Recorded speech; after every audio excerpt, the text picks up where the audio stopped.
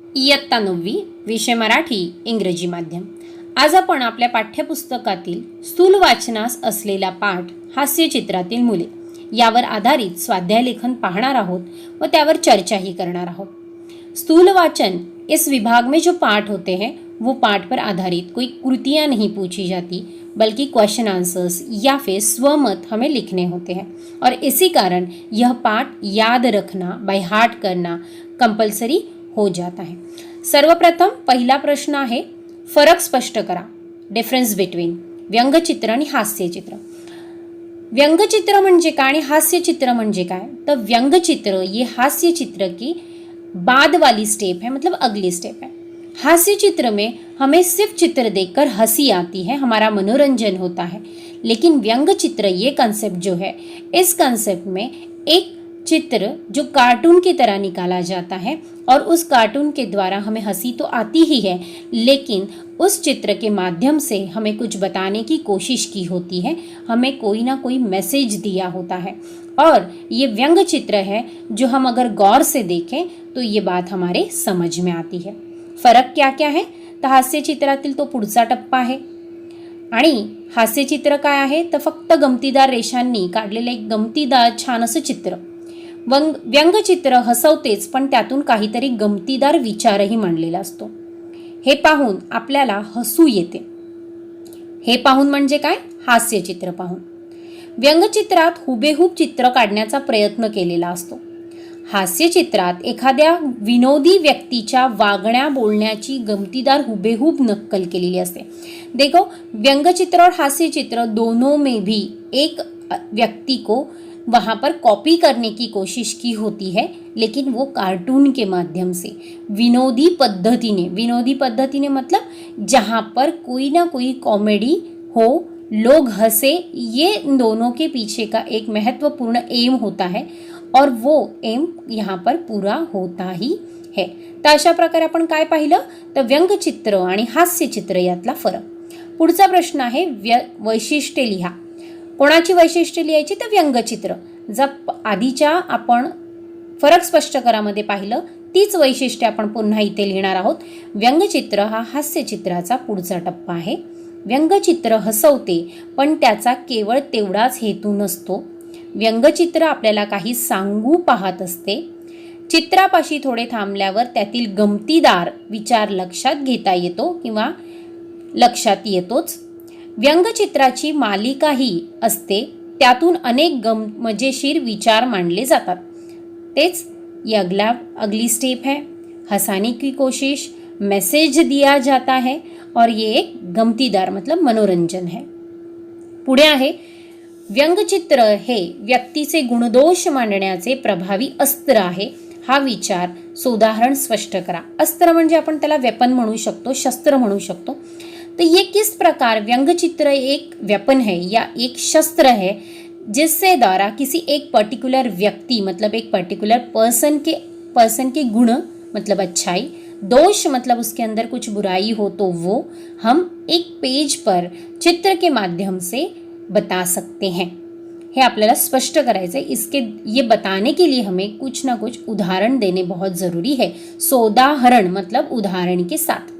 या पाठात अनेक व्यंगचित्रे दिली असून यापैकी प्रत्येक चित्र पाहून व्यंगचित्र हे व्यक्तीचे गुणदोष म्हणण्याचे प्रभावी अस्त्र आहे हा विचार पटतो. येथे अमेरिकन व्यंगचित्रकार डेव्हिड लँगडन याची चित्रे दिली आहेत. त्यातील एका चित्रात एक लहान चतुर मुलगा पैशाचा गल्ला फोडताना दिसत आहे. त्याने पट्ट्याचे घातलेले शर्ट आणि त्याच्या चेहऱ्यावरचे भाव पाहून त्याच्या या पराक्रमाची आपल्याला जाणीव होते. मुलातील चतुरतेचा गुण येथे दिसतो. तर चिंटूच्या चित्रमालिकेतील व्यंगचित्रातून चिंटूचा धांदरटपणा आणि सोबतच बुद्धिचातुर्य दिसते. अब यहाँ पर हमने दो उदाहरण दिए गए हैं. एक है जो अमेरिकन व्यंगचित्रकार है डेविड लैंगडन, इनके माध्यम से दिया गया वो चित्र जिस चित्र में एक बच्चा है जो स्ट्रिप्स वाला एक टी शर्ट पहनकर हाथ में उसके पिगी बैन है वो फोड़ने की कोशिश कर रहा है और उसके चेहरे के भाव साफ तरीके से हमें बता रहे हैं कि वो चोरी कर रहा है, मतलब चोरी छिपे वो पैसे लेने की कोशिश कर रहा है और उसके चेहरे पर एक निडरता का भाव, मतलब बिना डरे मैं कुछ पराक्रम कर रहा हूँ, ऐसे भाव यहाँ पर दिखाई देते हैं। नेक्स्ट पिक्चर के बारे में बताया गया है कि चिंटू है उसने चाबी तो डाल दिया नदी में, तो उससे उसका एक कंफ्यूजन वाला चेहरा दिखाई दे रहा है कि अब मैं क्या करूं, और वेरी स्मार्टली उसने आंसर भी कर दिया। ये दोनों चीजें उसमें बताई गई है। तथा पाठात हंगेरियन व्यंग्यचित्रकार रेबर यांचे चित्र दिले आहे। त्यात लहानपणी मोठे वाद्य व मोठेपणी लहान आकाराचे वाद्य वाजवणारा मुलगा दिसतो। यात लहान मुलांमधील मोठ्या वस्तूचे आकर्षण व वाढत्या वयानुसार अधिक खोल सूक्ष्म होत जाणारा छंद याचे दर्शन घडते। अशा प्रकारे ही व्यंग्यचित्रे माणसातील गुणदोषाकडे लक्ष वेधतात। अब तीसरा जो उदाहरण दिया गया है वो कौन चित्रकार है, कौन से है ये, तो हंगेरियन व्यंग्य चित्रकार रेबर। उन्होंने जिस प्रकार बताया है कि बच्चा जब छोटा होता है तो उसके जो छंद म्हणजे उसकी हॉबीज बहुत बड़ी बड़ी होती है, लेकिन जैसे जैसे वो लड़का बड़ा होता है उसी तरह उसकी जो हॉबीज है, उसका जो अट्रैक्शन है उस तरफ वो कम होता है। इसीलिए वहाँ पे दिखा है कि बच्चा छोटा है लेकिन उसके हाथ में जो वायलिन है वो काफ़ी बड़ा है, और जो बड़ा बच्चा है, जो वही बच्चा बड़ा हुआ ऐसे दिखाया है वहाँ पर, तो उसके हाथ का जो वायलिन है वो छोटा हो गया। तो इसी माध्यम से हमें बताने की कोशिश की है कि इंसान के अंदर किस प्रकार के गुण और दोष होते हैं। तर अशा प्रकारे आपण काय करू शकतो, 3 उदाहरणं इथे आपण दिलेली आहेत जो आप भी आसानी से लिख सकते हैं। तर हे आहे व्यंगचित्र आणि हास्यचित्र। व्यंगचित्र हे माणसाचा गुणदोष दाखवण्याचं एक अस्त्र आहे। प्रस्तुत पाठातील व्यंगचित्रांपैकी तुम्हाला आवडलेल्या कोणत्याही एका व्यंगचित्राचे तुम्ही केलेले निरीक्षण बारकाव्यासह स्वतःच्या शब्दात लिहा। जागतिक कीर्तीचे व्यंगचित्रकार R.K. लक्ष्मण यांचे एक व्यंगचित्र पाठात दिले आहे, ते मला सर्वाधिक आवडले। पूर्वी खेड्यामध्ये न्हावी लहान मुलांचे केस कापत तेव्हाचे हे दृश्य यामध्ये चित्रित केले आहे। मुळातच लहान मुले केस कापून घेण्यासाठी नाखुश असतात, अनेकदा घाबरलेली असतात तर कित्येकदा कंटाळलेली असतात। आता यहाँ पर जो बताया गया है कि व्यंग्यचित्र, आपको कौन सा एक व्यंग्यचित्र अच्छा लगा वो उसके बारे में आपने जो किया हुआ ऑब्जर्वेशन है वो लिखना है। तो यहाँ पर बताया गया है कि जो जागतिक कीर्ति के व्यंग्यचित्रकार है R.K. लक्ष्मण, उनके द्वारा जो एक चित्र बताया गया है कि पहले गांव की तरफ किस प्रकार जो बाल काटने वाले हुआ करते थे वो घर पर आके बच्चों के क्या करते थे, बाल काटा करते थे, और उस वक्त उन बच्चों को बिल्कुल भी बाल काटना पसंद नहीं था, उनको उस चीज़ का बड़ा ही कंटाला आता था तथा वो बच्चे उस चीज़ से डरते भी थे। त्याचे कृश शरीर, त्याचे फतकल माणून बसणे आणि त्याच्या चेहऱ्यावरील भाव यावरून त्याची मनोवस्था चित्र पाहणाऱ्याला चटकन समजते।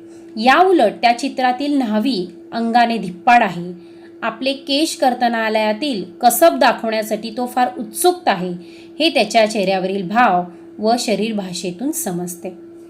अब यहाँ पर क्या बताया गया है कि किस प्रकार जो बाल काटने वाला न्हावी है, जो बाल काट रहा है उसके चेहरे पर के हाव भाव क्या है, वो जो बाल कटवा रहा है अपने उसके चेहरे पर जो भाव है, इन दोनों से पता चलता है कि छोटा बच्चा बड़ा ही परेशान है, उसे बाल कटवाने नहीं है, वो ऐसे सोच रहा है कि कब ये हो जाए, लेकिन उसी उत्साह के साथ बाल काटने वाला बाल काट रहा है वो उसके बॉडी पोस्चर से हमें समझ में आ रहा है। हे आपल्याला मराठीत लिहायचं आहे, मी हिंदीमध्ये समजवण्याचा फक्त प्रयत्न करते।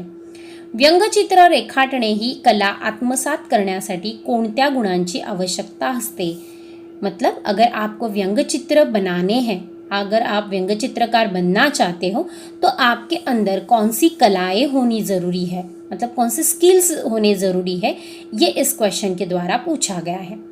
व्यंगचित्र हे एक प्रकारचे चित्रच असले तरी दोहोंमध्ये बराच फरक असतो। चित्रात गोष्टी हुबेहूब काढण्याचा प्रयत्न असतो, तर व्यंगचित्र, हास्यचित्र, विनोदी माणूस एखाद्याच्या वागण्या बोलण्याची जशी हुबेहूब नक्कल करतो त्याप्रमाणे चित्राची गमतीदार हुबेहूब नक्कल केलेली असते। त्यामुळे व्यंगचित्र काढण्यासाठी प्रथम चित्रकलेत हातखंडा असणे आवश्यक आहे। यहाँ पर बताया गया है कि अगर आपको चित्रकला व्यंग चित्रकार बनना है तो सबसे पहली बात कि आपको चित्रकार होना ज़रूरी है। आपको चित्र निकालना आना बहुत ज़रूरी है। आपको कॉपी करना आना ज़रूरी है। कॉपी करना मीन्स यहाँ पर वो कॉपी के बारे में नहीं बोल रही हूँ, बल्कि जो चित्र हम सामने देख रहे हैं उसे उसी तरह हम एक पेज पर उतार पाएँ, वो स्किल बहुत ज़रूरी है। व्यंगचित्रकाराला प्रत्यक्ष जीवनातील विनोदी प्रसंग, माणसांच्या विनोदी लकबी, विचार, विपर्यास, विसंगती, समस्या हे सर्व सहजपणे टिपता यायला हवे। व्यंगचित्र सद्यस्थितीवर भाष्य करतात, त्यामुळे व्यंगचित्रकाराला चालू घडामोडींचे अद्ययावत ज्ञान असणे पर्याप्त आहे। विविध घटनांचे सामाजिक, राजकीय, शैक्षणिक पातळीवरचे पडसाद त्याला टिपता यायला हवेत। त्यातील क्षणक चित्रातून व्यंगचित्रे आकारास येतात। यहाँ पर बताया गया है कि आपको चित्रकार होने के साथ साथ ही आपको जो सामाजिक कार्य हो रहा है, राजकीय हो रहा है, शैक्षणिक, उसमें जो भी घटनाएं घट रही है उसका ज्ञान होना भी बहुत ज़रूरी है। प्रश्न यहाँ पूछा गया है, लहान मुलांची हास्य चित्रे काढणे अवघड आहे, याबाबत तुमचे मत स्पष्ट करा। तर लहान मुलांचे हास्य चित्र काढण्यासाठी अनेक बाबी लक्षात घ्याव्या लागतात। लहान मूल हे लहान दिसणे सर्वात कठीण असते। लहान मुलाच्या आकाराच्या बाजूस मोठ्या माणसाचा आकार काढणे किंवा दाढी मिशा न काढणे, शर्ट चड्डी काढणे या गोष्टी त्यासाठी पुरेशा नसतात। तर लहान मुलांची शारीरिक ठेवण, त्यांचे वागणे, बोलणे, चेहऱ्यावरील कुतूहल, त्यांच्या विक्षिप्त प्रतिक्रिया, त्यांची निरागसता, चालाकी, चतुराई हास्यचित्रातून प्रतिबिंबित करता यावी।